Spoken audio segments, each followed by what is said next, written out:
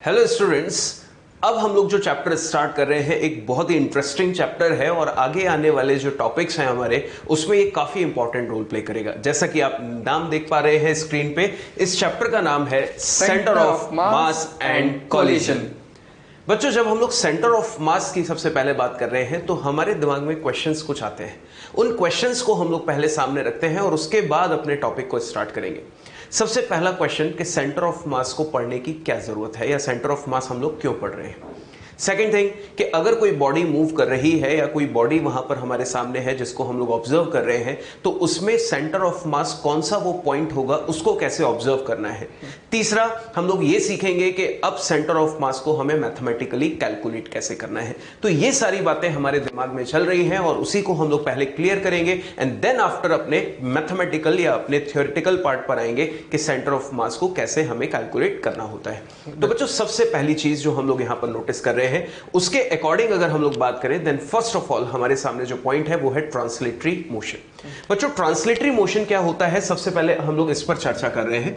मानकर चलिए बच्चों कि ये कोई एक स्मूथ सरफेस है और इसके ऊपर कोई शेप और साइज की बॉडी रखी हुई है। लेट अस कंसीडर एक ब्लॉक रखा हुआ है। बच्चों, मैं सबसे पहले आपको यह बताना चाहता हूं कि अभी तक हम लोगों ने जितना भी चैप्टर पढ़े हैं, फिजिक्स पढ़ी है, उसमें हर बार हम लोग कहीं ना कहीं पार्टिकल वर्ड का यूज कर रहे थे। बिल्कुल। मतलब हमें हर बार एक ऐसा पॉइंट ऑब्जेक्ट दिया जाता था जिसकी कोई डायमेंशंस, कोई शेप और साइज वहां पे डिफाइंड नहीं था। और अब से हमारे पास जो टॉपिक स्टार्ट हो रहा है उसमें हम लोग जनरली नाम लेते हैं सिस्टम ऑफ पार्टिकल्स। यानी कि अब हमारे पास जो बॉडी होगी उसका वेल डिफाइंड शेप भी होगा, कोई साइज भी होगा, दैट मींस कि उसकी कोई ना कोई डायमेंशंस भी होगी। तो वैसे ही हम लोग मानकर चलते हैं कि यहां पर कोई हमारे पास एक ऑब्जेक्ट है जिसका कोई शेप और साइज है और इस ऑब्जेक्ट के बच्चों हम लोग मानते हैं कि बहुत सारे पार्टिकल्स से मिलकर बना हुआ है। There are so many particles जिनसे ये मिलकर बना हुआ है। हमने कुछ रैंडम वहां पर पार्टिकल्स मार्क कर लिए ऐसे जनरली। अब मुझसे पूछा गया कि ट्रांसलेटरी मोशन क्या होता है, तो मेरा सीधे शब्दों में अगर मुझसे पूछा जाए ट्रांसलेटरी मोशन क्या है तो मेरा सीधा सा जवाब होगा कि अगर मैं किसी इंस्टेंट पर बॉडी को ऑब्जर्व कर रहा हूं तो उसके अंदर जितने भी पार्टिकल्स हैं सबकी वेलोसिटी एग्जैक्टली सेम होनी चाहिए।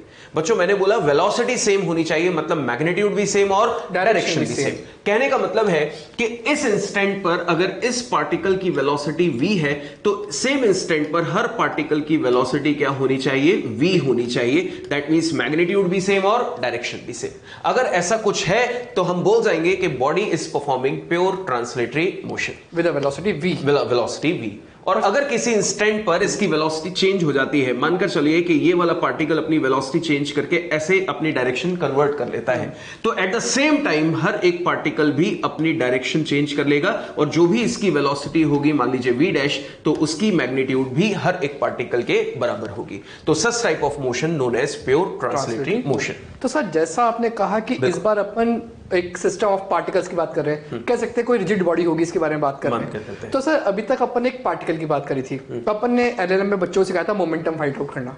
तो जब अपने पास एक पार्टिकल होता था तो अपन मोमेंटम लिख देते थे m/v। पर सर, इस बार तो बहुत सारे पार्टिकल्स हैं, तो इस पूरी बॉडी का मोमेंटम कैसे निकालेंगे? क्या सबको ऐड करना पड़ेगा? बिल्कुल। देखिए बच्चों, सर ने एक बहुत अच्छा डाउट रखा है सामने आप लोगों के लिए। एग्जैक्टली यही चीज तो हमें इस चैप्टर में डिस्कस करनी है। सर ने आपके लिए एक डाउट पूछा कि अगर मुझे इस बॉडी का मोमेंटम लिखना है तो क्या मैं हर एक पार्टिकल का इंडिविजुअल मोमेंटम लिखूं, फिर उनको ऐड करूं तो जाके मुझे टोटल मोमेंटम मिलेगा? तो सोच के देखिए, काफी लेंथी प्रोसेस हो जाएगा। तो इसी से बचने के लिए हम लोग इस चैप्टर में अब ढूंढने की कोशिश कर रहे हैं एक पॉइंट को।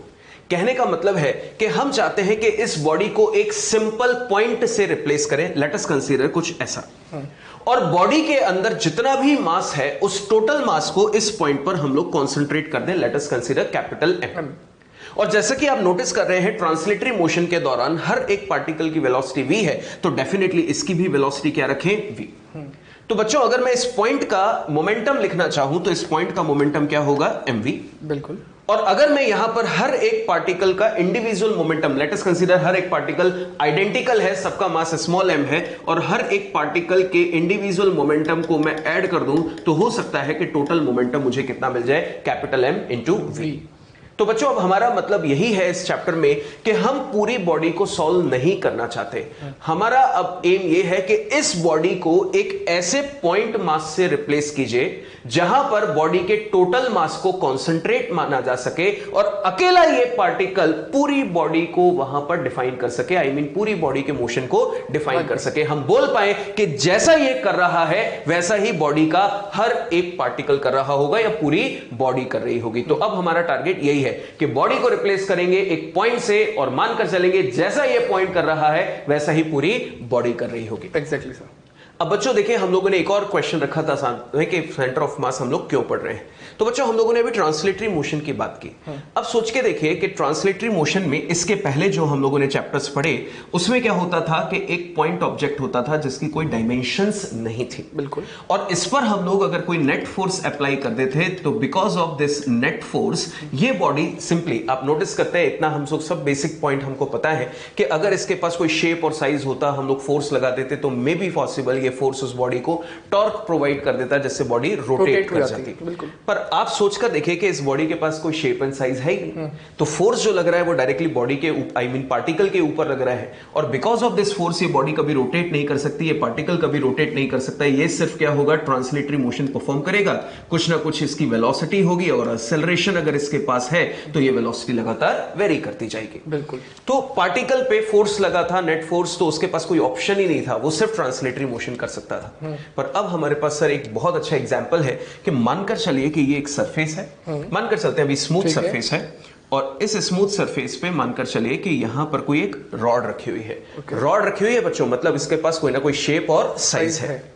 तो बच्चों अब मेरे पास यहां तो मुझे लगाना था फोर्स, तो मेरे पास कोई ऑप्शन ही नहीं था, पार्टिकल पे लगना था। अब इस रॉड के अंदर तो बहुत सारे पार्टिकल हैं, अब फोर्स लगाने की चॉइसेस भी बहुत सारी है कि फोर्स हम लोग इस रॉड के किसी भी पॉइंट पे लगा सकते हैं। मानकर चलिए कि मैं इस फोर्स यहां भी लगा सकता हूं, बॉटम मोस्ट पॉइंट पे भी लगा सकता हूं, बीच में भी लगा सकता हूं या कहीं भी।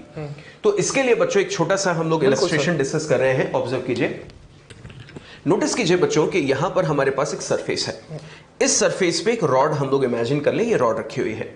बच्चों इस पे फोर्स लगाने के कई तरीके हैं। मैं अगर फोर्स लगाता हूं कुछ इस मैनर में तो आप नोटिस कर रहे हैं कि बिकॉज ऑफ दिस फोर्स ये बॉडी रोटेट कर गई। अगर मैं फोर्स मान लीजिए बॉटम मोस्ट पॉइंट पे लगाऊं लाइक दिस, तो आप ऑब्जर्व कर रहे हैं कि बॉडी अभी भी रोटेट कर गई, मतलब अलग अलग पॉइंट्स पे लगा रहे हैं तो बॉडी रोटेट कर रही है। अगर मानकर चलिए कि इस बॉडी के अंदर मैं एक ऐसा पॉइंट ढूंढ लूं और उस पॉइंट पे अगर मैं नेट फोर्स अप्लाई कर दूं तो आप ऑब्जर्व करें कि ये बॉडी सिर्फ और सिर्फ ट्रांसलेटरी मोशन परफॉर्म कर रही है, इसके पास रोटेटरी इफेक्ट नहीं आ रहा है।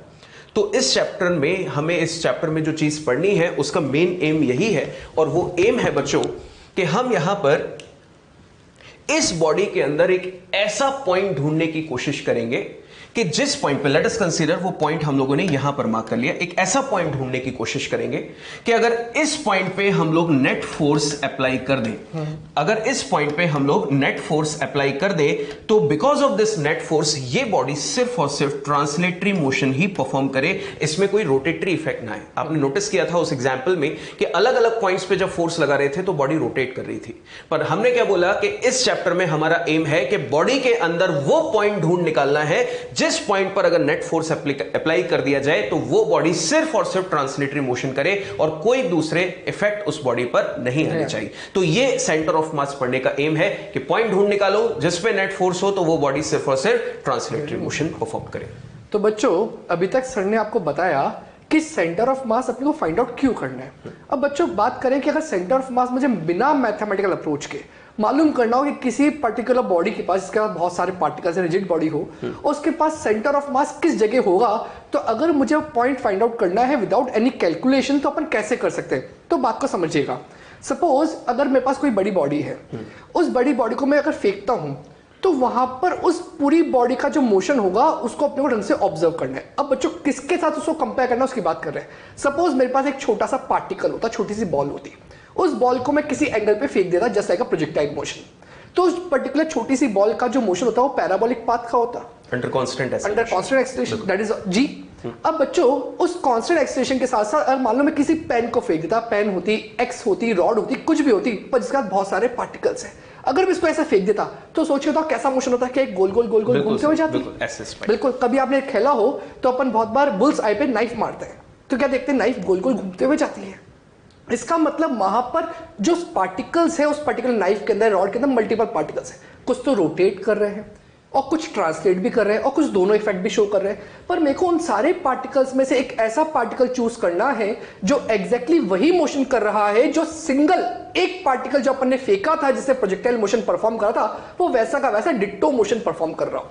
आई मीन टू से एक छोटा सा पार्टिकल किसी एंगल पे फेंका, प्रोजेक्टाइल मोशन परफॉर्म हुआ, तो क्या प्रोजेक्टाइल मोशन का पाथ कैसा हुआ, पैराबोलिक। उसकी जगह अब मैं एक बड़ा सा एक ऑब्जेक्ट फेंक रहा हूं जिसका मल्टीपल पार्टिकल्स है, उसमें एक अपने को ऐसा पार्टिकल फाइंड आउट करना है जिसका मोशन एग्जैक्टली उस सिंगल पार्टिकल के जैसा ही हो, दैट इज पैराबोलिक पाथ का हो, अंडर द सेम फोर्स। और कह सकते हो सारी कंडीशन सेम है, मास भी उस बड़े पार्टिकल का जो मास होगा वो भी छोटे पार्टिकल के मास के बराबर मान लेते हैं, फोर्स भी सेम मान लेते हैं। तो उस कंडीशन के अंदर जो एक पार्टिकल अपन ढूंढेंगे इस पूरी रॉड के अंदर, वो पार्टिकल एग्जैक्टली वही मोशन कर रहा होगा जो सिंगल पार्टिकल कर रहा होगा, तो उस पर्टिकुलर पॉइंट को अपन कहेंगे सेंटर ऑफ मास वाला पॉइंट।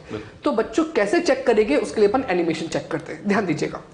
सपोज अपने पास एक बॉल है, इस बॉल को अपन ने एक एंगल पर कुछ वेलोसिटी v प्रोवाइड कर दी और g अपना कांस्टेंट है, तो अपने यहां लिख दिया acceleration due to gravity that is g constant.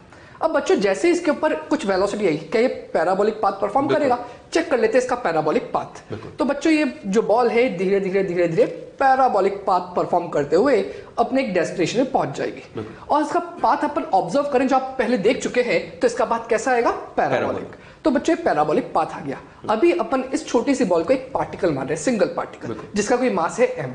अब बच्चों इसने जो मोशन परफॉर्म करा वैसा ही कोई रिजिड बॉडी जिसके पास मल्टीपल पार्टिकल्स हैं, उस रिजिड बॉडी को भी अपन फेंक रहे हैं कुछ एंगल पे। हो सकता है वो रिजिड बॉडी मल्टीपल घूमते हुए जाए, आपको चेक करना है उस पूरी रिजिड बॉडी में एक ऐसा पॉइंट होगा जो डिट्टो सेम मोशन परफॉर्म कर रहा होगा जैसे सिंगल पार्टिकल ने करा। वो जो पॉइंट होगा वही पॉइंट उस पूरी बॉडी का सेंटर ऑफ मास वाला ही पॉइंट होगा। तो ध्यान दीजिएगा, किसी एक्स को अपन फेंकते हैं, तो देखो बच्चों ये एक्स है, किसी को अपन ने एक्स को फेंक दिया किसी एंगल पे, तो ये एक्स गोल गोल गोल गोल घूमते हुए जा रही है।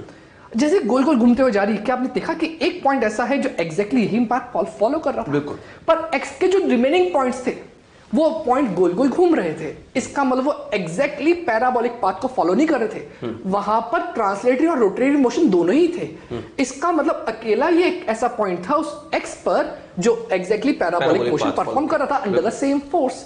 तो बच्चों ये एक्स का वो वाला पॉइंट था जहां पर एक्स का सेंटर ऑफ मास है। तो सेंटर ऑफ मास का एक आसान सा मतलब बोल देता हूं, सेंटर ऑफ मास पॉइंट वो होता है किसी भी बॉडी का जो एग्जैक्टली वही मोशन परफॉर्म करे जो एक सिंगल पार्टिकल परफॉर्म करता है अंडर द सेम फोर्स। और कहने का मतलब उसका एक और एग्जांपल देख लेते हैं। बच्चों मान लेते हैं कोई इंक्लाइंड प्लेन है, अगर मैं किसी ऑब्जेक्ट को जस्ट यहां से रिलीज करता हूं अंडर कांस्टेंट एक्सेलरेशन, आप जानते हो अगर ये एंगल थीटा है, मार्क कर देता हूं उसको मैं थीटा, तो उस केस में इसके ऊपर लग रहा होगा जी साइन थीटा। और बच्चों जैसे ही मैं इसको छोड़ूंगा यहां से रिलीज करूंगा, इसका इनिशियल u 0 होगा, पर because of g sine theta ये मूव करने लग गया। अच्छा आपसे मैं पूछूंगा कि इसका मोशन कैसा है, तो आप बोलोगे सर स्ट्रेट लाइन मोशन है। बिल्कुल ये स्ट्रेट लाइन मोशन है। अब बच्चों ये अगर स्ट्रेट लाइन मोशन है तो मैं चाहता हूं कि इस बार छोटा पार्टिकल नहीं छोड़ते, इस बार एक टायर को ऊपर से रोल कराते हुए छोड़ रहे हैं। तो बच्चों जब टायर रोल होते हुए नीचे आएगा, वापस मैंने वर्ड बोला रोल, इसका मतलब वो गोल गोल घूमते हुए आ रहा है और आगे भी बढ़ रहा है। तो बच्चों अगर मैं इसके बाद एक टायर कंसिडर कर लेता हूं, तो यहां पर अगर मैं मान लेता हूं कोई टायर बनाता हूं, तो उस टायर के अंदर हो सकता है ना कि ये वाला पॉइंट जब रोटेट करता हूं नीचे भी आएगा, ये वाला पॉइंट भी नीचे ऐसे गोल गोल घूमेगा। तो अपने को इस पूरे टायर में एक ऐसा पॉइंट देखना है जो point exactly straight line motion कर रहा हो जैसा इस पार्टिकल ने करा था अंडर द सेम फोर्स। तो ऑब्जर्व करिएगा इस एनिमेशन को। अगर अपन इस एनिमेशन की बात करें तो यहां पर ये टायर रोल होते हुए आ रहा है, क्या इसका ये सेंटर वाला point exactly straight line motion कर रहा है, बिल्कुल अलोंग द सेम फोर्स, और बाकी पॉइंट गोल गोल घूम भी रहे हैं और नीचे भी आ रहे हैं। इसका मतलब अपन को पूछा जाए कि इसका सेंटर ऑफ मास कहां पर है, तो बोलूंगा उसके सेंटर पे है, बिकॉज उसने एग्जैक्टली सेम वैसा ही मोशन परफॉर्म करा जैसे सिंगल पार्टिकल ने करा अंडर द सेम फोर्स।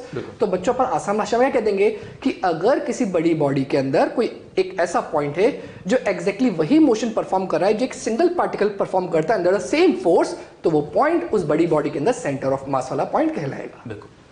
तो स्टूडेंट्स हमने दो क्वेश्चंस यहाँ पे क्लियर किए कि सेंटर ऑफ मास पढ़ क्यों रहे हैं, दूसरा सर ने आपको बताया कि सेंटर ऑफ मास को किसी सिस्टम के अंदर कैसे ऑब्जर्व करें। अब हम लोगों ने जो पढ़ा बच्चों एक बार उसको हम लोग समराइज कर देते हैं कुछ थ्योरेटिकल पॉइंट्स की हेल्प से। तो बच्चों फर्स्ट ऑफ ऑल जो पहला पॉइंट हमारे पास है वो है for a system of particles, मतलब अब एक पार्टिकल नहीं है, बहुत सारे पार्टिकल से मिलकर बना हुआ है एक सिस्टम है।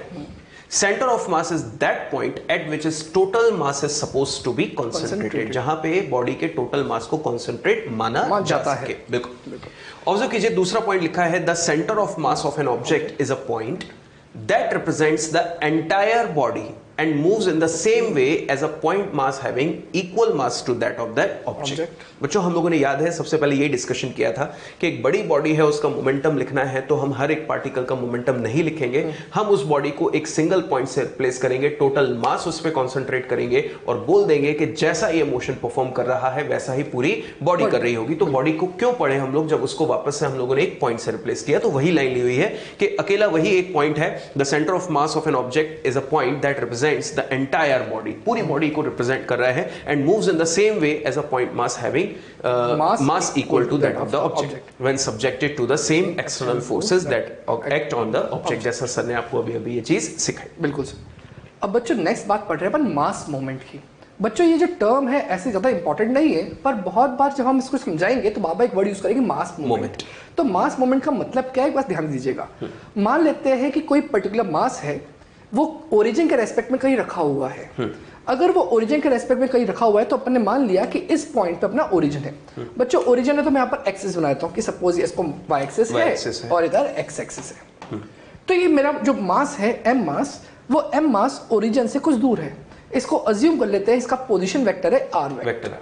तो बच्चों ये जो मास है और ये पोजिशन वेक्टर है, इन दोनों का जो मल्टीप्लिकेशन होगा उसी को कहते हैं मास मोमेंट। कहने का मतलब है इन दोनों का मल्टीप्लिकेशन क्या आएगा, एम आर वेक्टर। तो बच्चों इसी पूरी टर्म को कहते हैं अपन मास मोमेंट। तो पढ़िएगा, it is defined as the product of a point mass and position vector of the particle कौन, ये from the point about which mass moment is taken. From the point का मतलब रेफरेंस पॉइंट, अपन ने reference point क्या लिया, origin, and it is a vector quantity. Because बच्चों यहाँ पर स्केलर एक वेक्टर से मल्टीप्लाई हो रहा है तो आंसर भी आएगा वेक्टर आएगा। तो ये कैसी क्वांटिटी है, वेक्टर क्वांटिटी।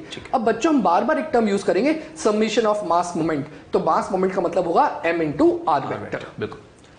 तो स्टूडेंट्स अब बारी आ गई है कि सेंटर ऑफ मास को मैथमेटिकली कैलकुलेट कैसे करें। तो अब हम लोग उसी पर डिस्कशन कर रहे हैं। सबसे पहले देखिए बच्चों हेडिंग पर कंसंट्रेट कीजिए, क्या लिखा हुआ है, centre of mass of two particle system. मतलब हमारा जो सिस्टम है वो दो पार्टिकल से मिलकर बना है और बोला जा रहा है कि इन दोनों पार्टिकल्स का सेंटर ऑफ मास कहां पे होगा।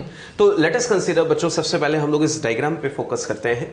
इस डायग्राम में आप नोटिस कर रहे हैं कि एक्स वाई जेड हमारे पास तीनों एक्सिस हैं जिसको हम लोग कार्टेशियन कोऑर्डिनेट सिस्टम बोलते हैं, and this point known as origin.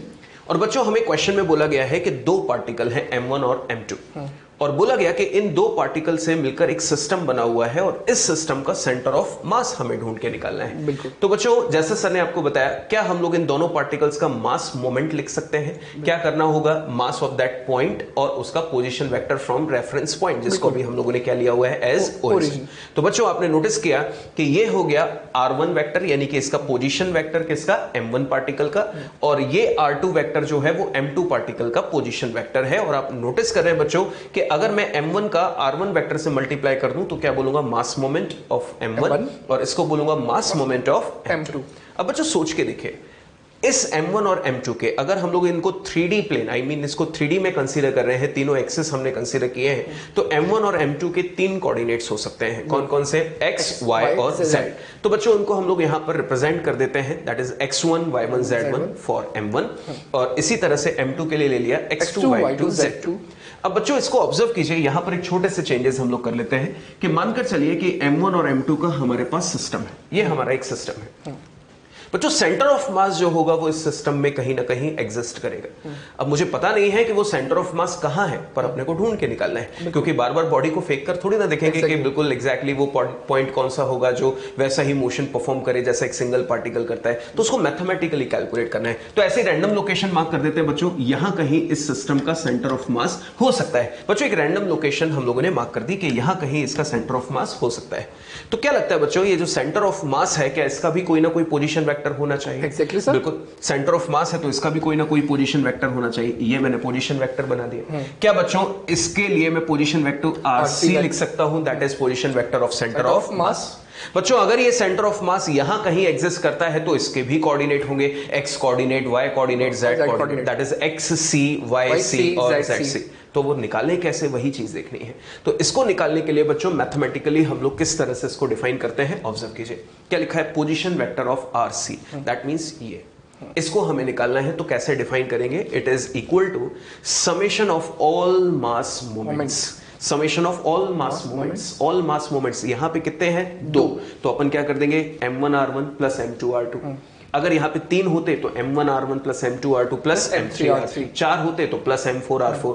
तो इसीलिए हमने बच्चों यहां पर क्या लिखा हुआ है, i, क्योंकि i को जब हम लोग इसको ओपन करेंगे तो हम लोग यहां पर वैल्यू लिख देते हैं i के लिए कि here i is equal to from 1 to i is equal to n। मतलब जितने भी पार्टिकल होंगे सबके मास मोमेंट को हम लोग ऐड कर देंगे, लाइक m1r1 से लेके mn तक, इस तरह से, और अपॉन में total mass of the system से डिवाइड कर देंगे तो हमें सेंटर ऑफ मास का पोजीशन वेक्टर मिल जाएगा, जिसको हमने डिनोट किया है rc से। अब बात आती है कि ये चीज है, ये तो पोजीशन वेक्टर निकाल कर दे देगी, पर हम बात कर रहे थे कि अगर इसमें हमें x, y और z इंडिविजुअली कैलकुलेशन करनी हो तो फिर कैसे निकालें। बिल्कुल। तो बच्चों देखिए 2 पार्टिकल का सिस्टम था, इसको मुझे एक्सपेंड करना पड़ा, तो मैंने क्या लिख दिया, m1r1 vector plus m2r2 vector. 3 होते तो आप नोन है अब आपके लिए m3r3 वेक्टर, 4 होते तो अकॉर्डिंगली हम लोग उसको मैनेज कर लेते, और टोटल मास अगर सिस्टम का निकाले तो दोनों पार्टिकल्स के मासेस का सम, तो टोटल मास हो जाएगा m1 प्लस m2। तो इस तरह से बच्चों हम लोग पोजीशन वेक्टर निकाल रहे हैं। पर बात चल रही थी कि अगर x, y और z कोऑर्डिनेट निकालना हो तो बच्चों कैसे करेंगे। जब x कोऑर्डिनेट हम लोग निकाल रहे हैं तो दोनों पार्टिकल्स के सिर्फ x कोऑर्डिनेट्स पर ही फोकस होना चाहिए। जैसे कि r1 की जगह मैंने क्या लिख दिया, x कोऑर्डिनेट x1 और इसी तरह से इसका x coordinate x2 upon total मास। तो अपने पास इक्वेशन बन गई m1 x1 plus m2 x2 upon m1 plus m2। With the help of this equation हमें सेंटर ऑफ मास का x कोऑर्डिनेट मिल जाएगा। अगर यहां पर x की जस्ट हम उसके y कोऑर्डिनेट्स प्लेस कर दें तो हमें सेंटर ऑफ मास का y कोऑर्डिनेट मिलेगा, और अगर हम लोग सिर्फ उसके z कोऑर्डिनेट्स प्लेस करके सॉल्व करें तो हमें सेंटर ऑफ मास का z कोऑर्डिनेट मिलेगा। एंड एट लास्ट हम लोग बोल पाएंगे कि सेंटर ऑफ मास के कोऑर्डिनेट है RC वेक्टर जो होगा वो किस किस से मिलके बना होगा बच्चों, XC I cap plus YC J cap plus ZC K cap. इस तरह से हम लोग उसके पोजीशन वेक्टर को एज वेल एज उसके इंडिविजुअल पोजीशन कोऑर्डिनेट्स को रिप्रेजेंट कर सकते हैं। अब बच्चों इसी के अंदर नेक्स्ट पॉइंट आता है कि जो सेंटर ऑफ मास है, वो जो सेंटर ऑफ मास वाला पॉइंट है, क्या ये जरूरी है कि हमेशा ये ओरिजिन से दूर होगा या ये ओरिजिन पे हो सकता है। तो अपन इसी को नेक्स्ट डिस्कस कर रहे हैं बच्चों। क्वेश्चन के अकॉर्डिंग, क्वेश्चन को इजी करने के लिए अपन ओरिजिन कहीं पर भी मान सकते हैं। बिल्कुल। कभी ओरिजिन अपन m1 पे भी मान सकते हैं, कभी m2 पे भी मान सकते हैं, और कभी सेंटर ऑफ मास पर भी ओरिजिन मान सकते हैं। मैंने बोला मान सकते हैं, इसका मतलब you can change the coordinate to just simplify the question. अब बच्चों उसके लिए अपन क्या करेंगे, ध्यान दीजिएगा। अगर मैं मान लेता हूं कि सेंटर ऑफ मास पर ही ओरिजिन है, अगर सेंटर ऑफ मास पे ओरिजिन, तो अपने टॉपिक का नाम भी वही है अभी, if centre of mass is at origin. If अगर अपन ऐसा मान लेते हैं तो बच्चा अपने क्या सिखाता, सर ने जो सिखाया है कि position vector of centre of mass is equal to summation of all mass moment upon total mass of all the particles. तो बच्चों उसके अंदर अपन बोला गया कि अगर सेंटर ऑफ मास ओरिजिन पे है तो सेंटर ऑफ मास मैं कह देता हूं कि इस पॉइंट पर ही है, यहां पर है, और यहां पर ही ओरिजिन है। तो बताओ इसके पोजीशन वेक्टर की वैल्यू क्या होगी, जीरो वेक्टर। बिल्कुल। और 100% अगर जीरो वेक्टर होगा तो मैंने लिख दिया RC vector is equal to zero vector, और यहां पर तो अपने 2 पार्टिकल का एक्सपेंशन कर दिया जो पहले करा था। बिल्कुल। अब बच्चों ये जीरो वेक्टर है, अगर मैं इस m1 और m2 को इससे मल्टीप्लाई करता हूं तो क्या अभी भी जीरो वेक्टर रहेगा। बिल्कुल। अब मैं बच्चों इसको लिख सकता हूं m1 plus r1 vector plus m2r2 vector equal to zero vector. बच्चों अगर मैं इसी को और सिंप्लीफाई कर सकता हूं तो मैं इसको यहां क्या लिख सकता हूं, m1r1 vector is equal to minus times of m2r2 vectors। अब बच्चों अपने को एक बात मालूम है, mass is a scalar quantity, इसका मतलब m1 और m2 हमेशा पॉजिटिव होंगे। अब यहाँ पर r1 और r2 की बात करें, अगर r1 पॉजिटिव है तो r2 अपोजिट डायरेक्शन में होगा। ऐसे the word opposite direction, oppose का मतलब क्या होगा, एग्जैक्टली 180 डिग्री अपोजिट। तो माइनस साइन क्या बताता है, अपोजिट डायरेक्शन। तो बच्चों यहां से एक बात समझने आनी चाहिए कि अगर ओरिजिन के लेफ्ट साइड पर अगर m1 मास है तो एग्जैक्टली 180 डिग्री पर अपोजिट पर m2 मास होगा, अगर सेंटर ऑफ मास ओरिजिन पर है तब। मतलब एक लेफ्ट में तो दूसरा राइट में होगा, एक अपवर्ड तो दूसरा डाउनवर्ड। बिल्कुल सर। तो इसका मतलब यहां पर मैंने ओरिजिन सेंटर ऑफ मास में माना, तो m1 जो है वो यहां पर अपने सेकंड क्वाड्रेंट में आ रहा है, और ये कितना पोजीशन वेक्टर है, r1। सिमिलरली जो R2 है वो वहां पर फोर्थ क्वाड्रेंट में आ रहा है, और जो लाइन अगर ज्वाइन करें तो एंगल कितना बना है 180 डिग्री। तो बच्चों ये R2 वेक्टर एग्जैक्टली अपोजिट है और ये M2 बन गया। यहां से क्या मालूम पड़ा कि M1R1 का जो मास मोमेंट है, M2R2 का जो मास मोमेंट है, वो मैग्नीट्यूड वाइज तो इक्वल है पर डायरेक्शन वाइज कैसे अपोजिट। तो बच्चों यहां पर अगर इसका मैग्नीट्यूड लिखा जाए तो क्या लिख सकते हैं, M1 into R1 is equal to M2 into R2। बच्चों अगर मैं यहां पर और तीसरा कोई टर्म ले लेता कि अगर यहां पर मास मोमेंट इक्वल है तो I can say mass is inversely proportional to its position vector. बिल्कुल कह सकता हूं m is inversely proportional to r। बच्चों मैंने ऐसा क्यों लिखा समझना। सपोज इस m1 की वैल्यू 2 होती और इस r की वैल्यू 3 होती, तो कहने का मतलब है ये 2 इंटू 3 कितना आता, 6 आता। बच्चों से मैग्नीट्यूड की बात कर रहा हूं मैं। तो ये अगर m2 की वैल्यू यहां पर 3 होती तो R2 को 100% 2 होना पड़ता, तभी तो यहां पर दोनों का मैग्नीट्यूड इक्वल आता। तो बच्चों अपने क्या देखा, मास कम R ज्यादा, मास ज्यादा तो R कम। इसका मतलब R छोटा होगा तो मास बड़ा होगा और मास छोटा होगा तो R बड़ा होगा। इसका कहने का मतलब सर अपन ये भी कह सकते हैं कि जिस साइड मास बड़ा होगा सेंटर ऑफ मास उसी की साइड होगा, क्योंकि उसके लिए R1 की value I mean position vector की वैल्यू ओरिजिन से कम। बिल्कुल। तो वहीं पर बात कर देते हैं कि अगर ये 2 kg था, ये 3 kg था, इसका डिस्टेंस यहां पर अपने R2 को मार्क करा 2 और इसका डिस्टेंस अपन ने मार्क करा 3। बच्चों मैंने वर्ड बोला डिस्टेंस, मतलब मैग्नीट्यूड की बात कर रहा हूं मैं। और सेंटर ऑफ मास अपना ओरिजिन पे है। सेंटर ऑफ मास ओरिजिन पे। अगर आपसे पूछूं कि सेंटर ऑफ मास इस पॉइंट पर है तो सेंटर ऑफ मास किसके नजदीक है, M1 के नजदीक है M2 के नजदीक। बिल्कुल, जिसका मास कम है हाँ, उससे तो दूर हो जाएगा और जिसका मास ज्यादा है उसके पास आ जाएगा। तो इसका मतलब ये M2 जिसका मास 3 था उससे तो सिर्फ 2 यूनिट्स ही दूर है, और M1 जिसका मास 2 kg था उससे 3 यूनिट्स दूर है। तो किसके नजदीक हुआ, M2 से, जिसका मास ज्यादा, सेंटर ऑफ मास उसके नजदीक। तो सर क्या हम लोग ऐसा बोल सकते हैं कि centre of mass is always closer to the heavier part या मैसिव पार्ट? Exactly sir. तो सर ने एक बहुत अच्छी लाइन आपको बोली है, सेंटर ऑफ मास हमेशा मैसिव पार्ट के नजदीक होता है, और दोनों साइड अगर इक्वल मास है तो उनके बिल्कुल सेंटर पे होगा। बिल्कुल। और सर यहाँ से जैसा कि आपने मुझे बताया, इस पॉइंट से एक और चीज हम लोग क्या ऐसा बोल सकते हैं कि summation of all mass moments about the centre of mass is equal to 0। बिल्कुल, जब सेंटर ऑफ मास ओरिजिन पे कंसीडर करेंगे। बिल्कुल सर, बिल्कुल। तो स्टूडेंट्स आपने नोटिस किया, अब इस पर्टिकुलर इक्वेशन को हम लोग एज अ ट्रिक भी यूज कर सकते हैं अपने आने वाले क्वेश्चंस में। वो कैसे होगा वो सब हम लोग क्वेश्चन प्रैक्टिस के थ्रू बच्चों हम लोग स्टार्ट करते हैं।